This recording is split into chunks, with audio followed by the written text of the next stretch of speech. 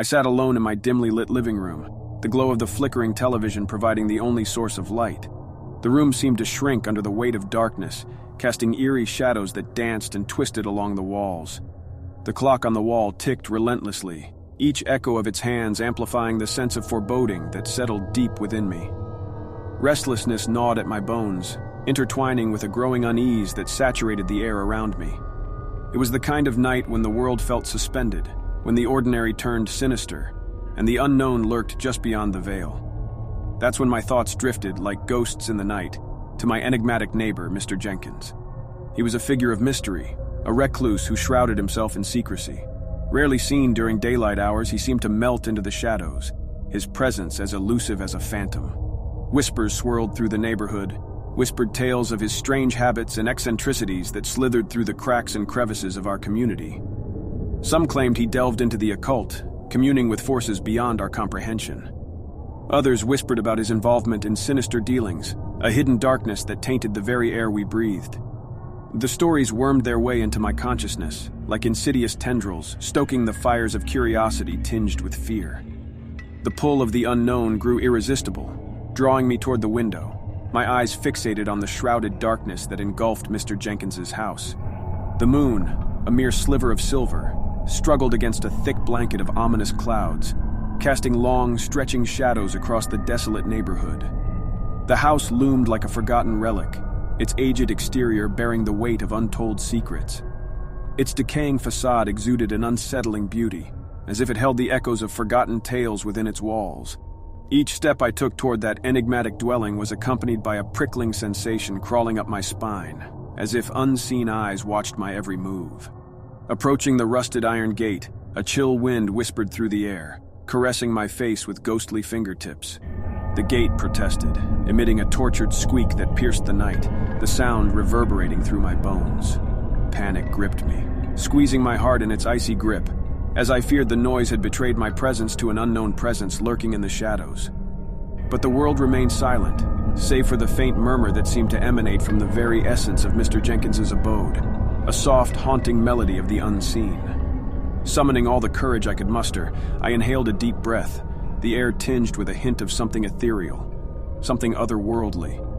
Pushing the gate open, it protested with a cacophony of creaks and groans, as if the house itself resented my intrusion. A rush of cold air enveloped me, laden with a scent that I could not place. A scent that seemed to whisper secrets of forgotten realms. The glow from the basement window intensified, casting an alluring light that danced and flickered along the cracked pavement, a siren's call beckoning me closer. Trembling hands reached out, fingers pressing against the cold, dusty glass of the basement window, leaving smudges in their wake. Peering inside, my heart pounded in my chest, its rhythm like a wild animal desperate to escape. The scene that unfolded before my eyes defied all logic and reason, an assault on my senses that plunged me into a spiraling abyss of terror. In the center of the dimly lit room, Mr. Jenkins stood like a dark silhouette, surrounded by an intricate tapestry of symbols etched into the cold stone floor.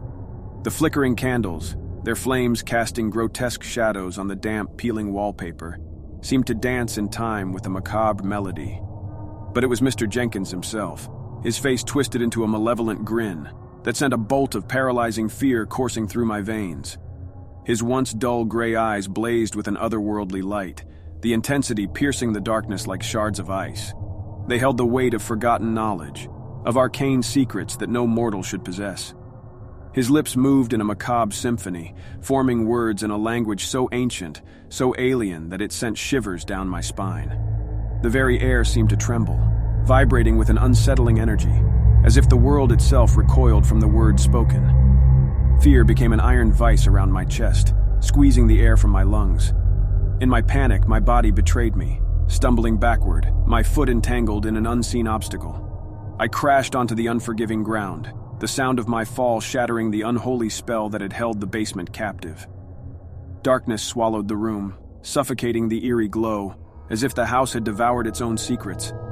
Desperation propelled me to my feet, a wild heartbeat thundering in my ears, urging me to flee from that accursed place. I stumbled away, my mind a whirlwind of terrors and unanswered questions. Since that fateful night, the horrors I witnessed have become an inescapable nightmare, etched into the fabric of my being.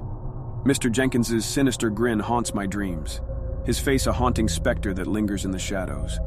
I live in a perpetual state of unease, forever tormented by the knowledge that malevolence lurks just beyond the threshold of my own home, a darkness that may never be banished.